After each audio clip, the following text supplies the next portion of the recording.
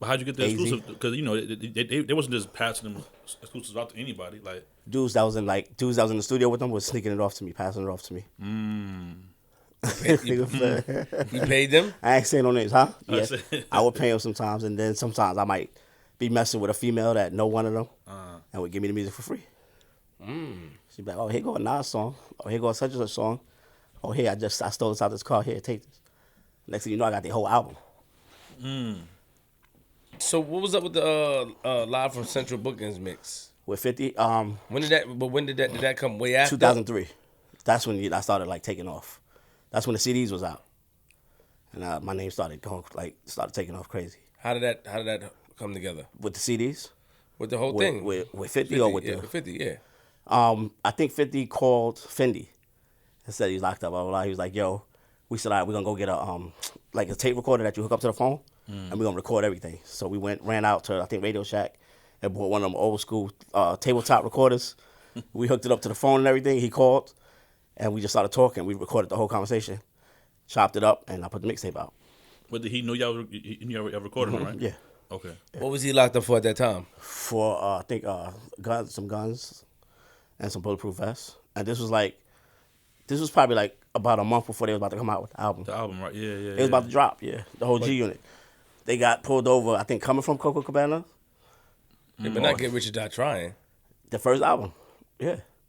He got locked up before the first album? Right before the first album came out, he got locked up. He was already signed to Eminem? Mm-hmm. Yep. Damn. Because MTV heard about the tape that we put out, and they put it right on the best mixtape Mondays, mixtape of the week. So tell us, okay, hold on. What Fendi do? Fendi? Fendi. You talking about 50 or Fendi? No, who Big you said Fendi, they called? yeah, Big Fendi, Fendi, yeah. So they called. So what was your rapport with Big Fendi? He was my manager at the time. He was managing me, and he was managing Who Kids. Okay. And he was managing like Red Cafe, Gravy, Dirty Money Records, him and Mike Lighty. Okay. So I met Fendi like, I don't know if y'all remember Death of a Dynasty. I met him on the set of that movie, and I introduced myself to him, and we clicked, and we just started doing business together. And we never looked back. And then he called Fendi, and Fendi gave you the bone. Yeah, because Fendi and 50 was already cool. And then you spoke to so when you put that out, I didn't know you got locked up before. Who, Fifth? I forgot. Yeah. They got locked up. I think him and the whole GM, they got locked up. All of them, right? Yeah. Yeah. They all got locked up. They got right out, but they got locked up. Right in Manhattan. It was all in the Jeep. Damn. They had guns and stuff in the Jeep. They got locked up. Oh, but this says New Year's Eve 2002. That's when they got locked up. That's what it says. And when did the I think the album came out 03, right? Yeah, so Yeah. there you go. I think the album came out. So maybe a month or a couple of months right before it came out, because it was good promotion for the album. It was promotion. That was great promotion. So he was on the phone and y'all recorded that. He was telling me what happened, and we was talking and this and that, and I recorded it. Yeah. But you knew 50 before that, obviously, because he wouldn't have just let you. Nah, I knew 50. Yeah. Let me see, I'm trying to remember, how did I first meet Fifth? I met Fifth through Chaz. I think I met 50 through Chaz Williams. Rest in peace. Oh, shout out Chaz. Rest in peace. Chaz used to manage 50 Cent. 50 used to run around calling himself Boo Boo. And he had the power of the dollar, which never really came out, but he used to stick the stickers up or like by the Coliseum and all that. And yeah, I met 50 through Chaz, I think. And me and Fifth actually had, like, I'm gonna give you this exclusive. Me and Fifth actually had some problems before we got cool. Really? 50 ran down on me with a knife. Oh, Jumped out on me and pulled out a knife. Right around the corner from the Coliseum. Or for playing his records on the mixtape? Nah, he jumped out on me and said I tried to get him robbed. Because I'm standing outside. I don't know what I don't know. My girl was getting her nails done in the Coliseum. So I'm just standing outside. I see a GS pull up, a white GS pull up, like right in the back of the Coliseum. I'm standing outside. He jump out. He run down on me, pull a knife out. Like, yo, I heard you trying to get me robbed for my watch, but I'm just looking at him like, what are you talking about, yo? Why would I try and get you robbed? And then he's just looking at me like he was going to do something. Then he just jumped in the car and left. It's the first time meeting 50. That might be the first time I met him. That might be our introduction. I'm trying to remember. That might be me and Fifth's introduction to each other. Crazy introduction.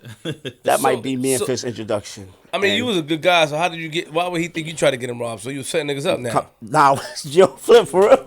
Yo, for real. I'm just saying, why, you a good guy. How you gonna assume you trying to set him up? Sometimes the company you keep.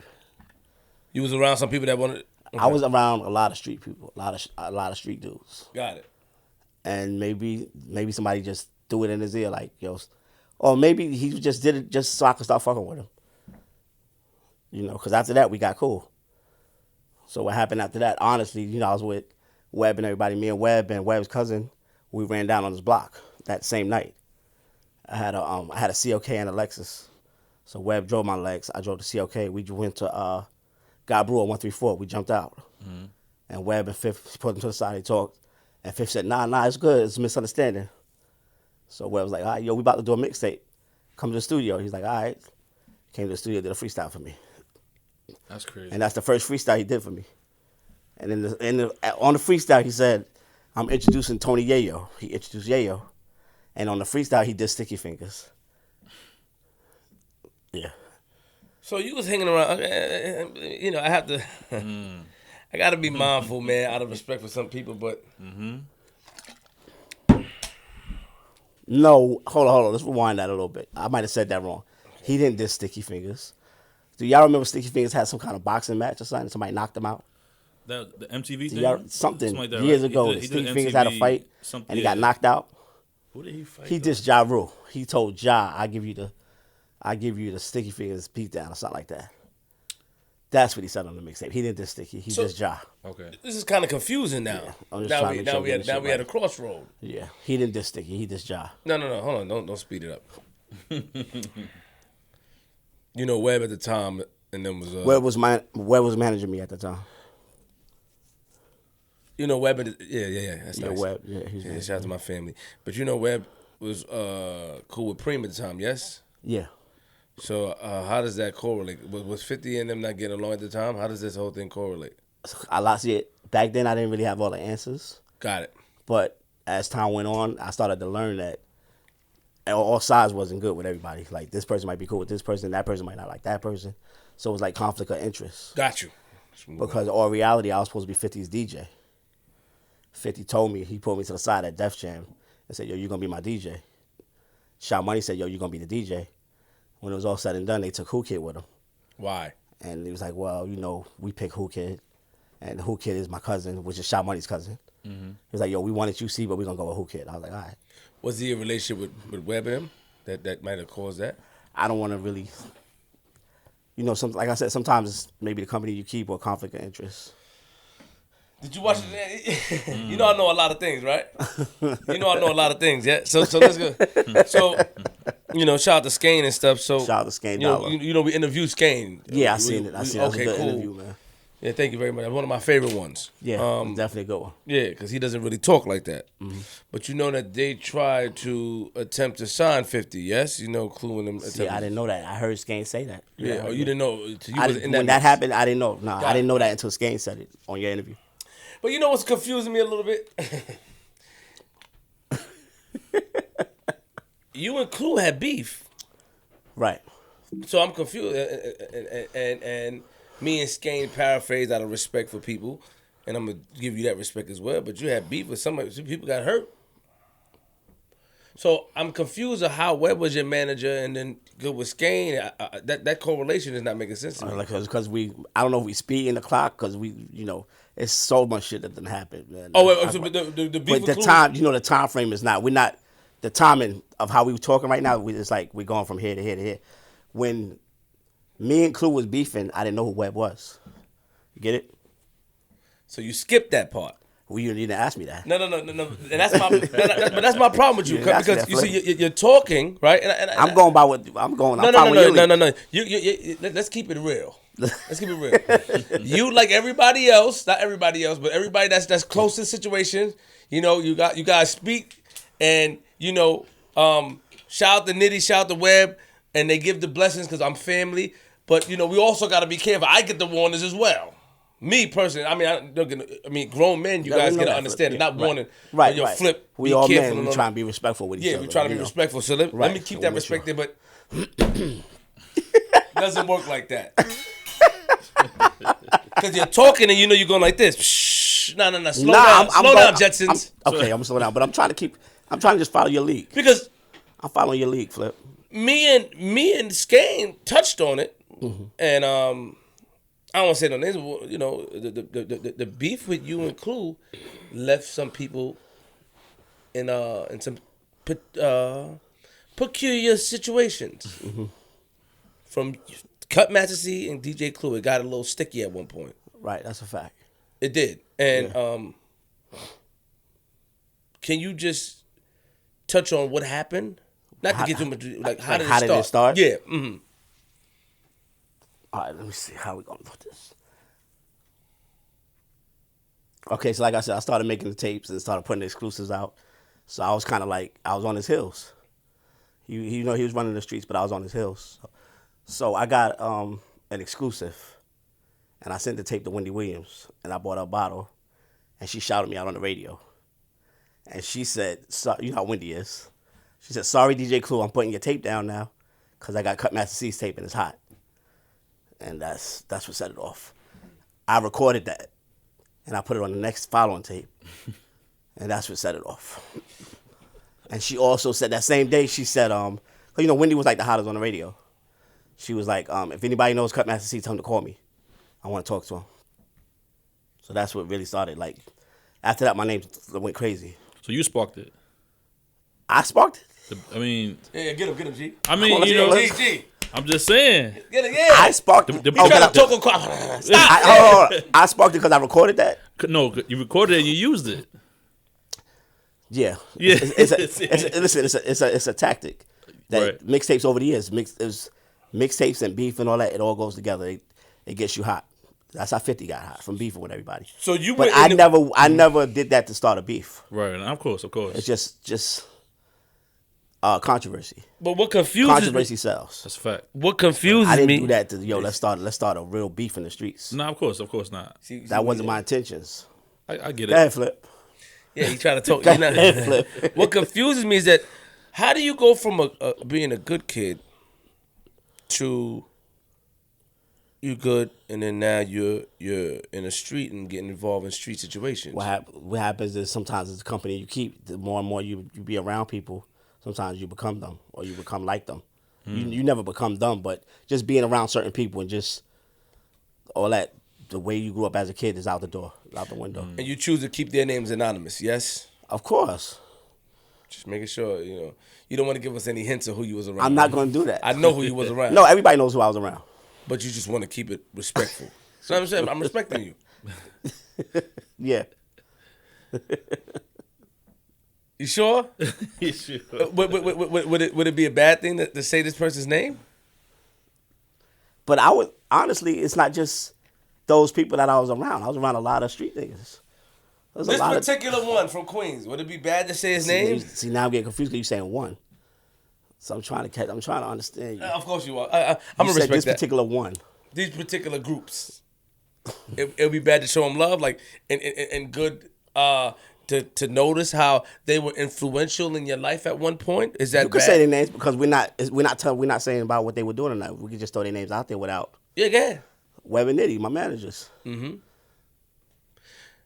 So, but before you met Webb and Nitty. Oh, you saying because how did that start when I wasn't around them at that time? Yeah. Because I had started being around a lot of street dudes. We heard that earlier. But who was the street dudes before them? You want me to say names? No, you don't have to. I'm just saying, you don't have to say the name. There's a few dudes, Manacho. Yeah. I got the list. Flip got all the answers. Yeah, you got the list? Yeah, I do. Oh, that's scary. Because I'm trying to figure out how. No. We gotta. Yo. One thing. Y'all got the list. One thing I'm not gonna hide though. Like, let me ask you a question. That situation with you and Clue spilled down to the streets. Let's keep it all the way real. It was a real situation that happened. Me and Clue touched on that. Not me and Clue. Me and Skane touched on it. Right. So I don't think anybody understand. I remember being a kid and hearing about it because I witnessed the side effects of that issue. But what I'm trying to figure out is that you end up being cool with Webb and Skane, this whole thing. So that's what I want to be walked into that. Right, you're trying to see how did I get to that. I want to see the correlation because somebody got, people got affected. Right. So, so you recorded. So Wendy Williams started that. Now, yeah, how Wendy, did something happen with Clue? Like, how did the whole thing transpire? So like I said, I recorded that and I put it on the intro of the next mixtape of Wendy shouting me out because I'm like, oh wow, that's big. So I recorded that and I put it on my next tape, and they ran down on me on the Jamaica Ave, Desert Storm. I was with my cousin. It was just me and my cousin. It was wintertime because I know I had a Sherlin on, and I was in my I was in an MPV. We all had MPVs. I had the blue MPV. Remember, Clue had the green one, I believe. So I was on the Coliseum block, just parked up, and I seen them because when I drove up, I seen them. There was a bunch of them. You know, Desert Storm was deep. They was at one of the record stores collecting money, and then they must have seen me come through, and I was parked by the Coliseum. They walked up to my car. Rest in peace, Ron Du. He was like, yo, roll the window down. I was like, what's up? He's like, yo, you gotta apologize to Clue. Clue was standing next to him. I said, I ain't apologizing to him. And Clue wasn't saying nothing. He was like, yo, just keep his name out your mouth, blah, blah, blah, blah. So I said something smart. He said something smart. Me and Ron Du exchanged words, and he snuffed me. I hit him back. He tried to cut me. So I grabbed my Sherlin, and I covered up my face. And he cut the jacket up. So after that, I just pulled off. So that's how the street shit got serious from when they tried to cut me. But how did you end up meeting up? Oh. How did you end up meeting? How did you end up meeting? Oh, wait, hold on. You said they ran down. You followed me, right? Y'all followed me, right? We was on the Coliseum. I followed that. They was already on the Ave.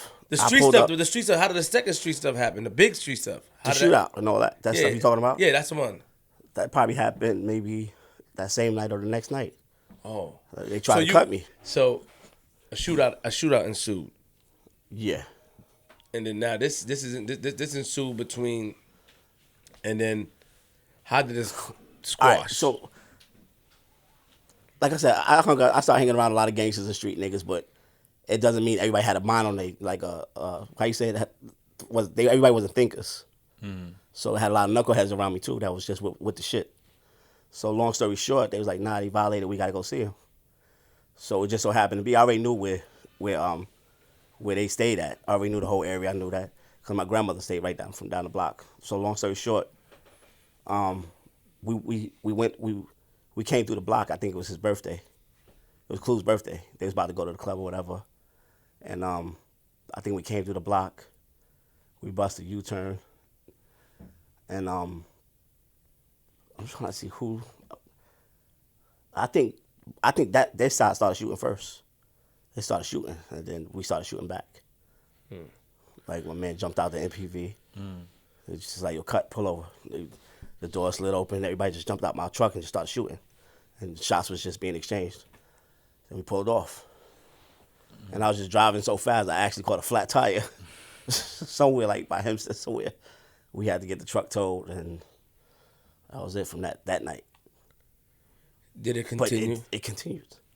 It was like a war. It just kept going. So now they just kept trying to set me up. So now they got stores calling me saying, yo, we need more tapes. Yo, we sold out. My greedy ass, I'm popping up to the spots.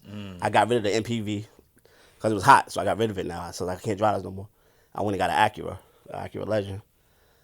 They probably already knew what I was driving. So the store started trying to set me up for Clue. Yo, we need some tapes. We sold out. We need CDs. So I actually went to B Street Records, downtown Brooklyn. And I went down. They gave me money. I gave them more tapes. And when I was walking back to my Acura, my man was sitting in the Acura in the passenger seat. And is it okay for me to say names or what? How we doing this? Yeah. So, Ron Du ran up behind me. No, Ron Du jumped in the car, jumped on top of my man. As I was getting in the car, he jumped on top of my man. He hit my man in the head with the gun, knocked my man out, and he pointed the gun at me and said, yo, I'm going to kill you, bro. I drove off. So he's on top of my man, I'm driving, and he got the gun pointed to me. I crashed into a light pole. His head hit because I said if I make a scene, he ain't doing nothing. So I crashed into a light pole. and the front windshield hit him in the head. And he was like, oh, shit. He jumped out the car and he ran off. We had to get the car towed. Police, everybody started getting involved, started asking questions. And it was like, nah, we don't really know what's going on. Wow. I don't think I ever heard this much DJ beef like this in my life, bro. I never really heard stories like this. You know what I'm saying? So how did that happen? It continued after that, or that was like the slow down? Once that happened, trying to see what happened. Rondu, I don't know how he got my number. Rondu got in touch with me, and we was just like, yo. I think he was telling me about the kid that had got hit, or whatever. He's like, yo, we gotta slow this shit down. This shit getting out of hand, yo. And I was like, nah, I agree. Shit's stupid, whatever. And let's see what happened. I think we just talked it out. We talked it out, me and Rondu, and the shit just started slowing down. And then Clue actually got on the phone with me, and him and my mom was talking and stuff. And Clue was just like, yo, but this nigga be trying to sound like me on the tapes and this and that. So him and my mother was just talking back and forth. And after that, it just started slowing down. The beef just started quieting down. And then like every now and then we would send little shots at each other on the mixtapes. He would say something slick, I would say something slick. But then it just really started dying down. So then how did the whole thing with Webb and Nitty come into play? Then Webb and Nitty came home, I think around the same time. I met them through my man from Far Rockaway, my man Mush, that I was dealing with. Another street dude. And he introduced me to them, and they wanted to get into the music business. And they was like, yo, we already heard about you and Clue, we gonna squash that shit. And like Webb was like, yo, I grew up with Clue, we all family, we gonna squash this shit. And we all from the same area. I was like, all right. So they brought us all together, and we shook hands, and it was over. Looking back now, like, do you regret putting that clip on the mixtape, or do you feel like that's a part of history that helps you get who you at now? And I don't regret that. I regret just like being around knuckleheads all the time. Like you can't always just you gotta be you sometimes you gotta be a leader. You know, you got people that just don't care, that's just ready to do whatever, but some things could have been prevented. I definitely regret that. Definitely. But for the record, you and Clue is good now. This We're good, because I was listening to the Skane interview. Everything didn't go according to how he said it. Like some of it was good, but Webb and Nitty needed an artist because they were starting On Top Entertainment. So my man was telling me about Joe Button, this kid named Mousy, that's trying to get on. I let Webb hear the CD, and Webb let Nitty hear it, and that's when they brought the Skane, and they got him a situation with Def Jam, and we all went on tour together, all of us. And Clue wasn't on our bus, but Clue would pop up to the different shows and stuff. And we would all be together, all in Miami together. We had the parties together. Clue was having like private parties at the Lowe's. I'm right up in there with them. Me and Clue shaking hands with each other, walking down the block. It was like the beef was over.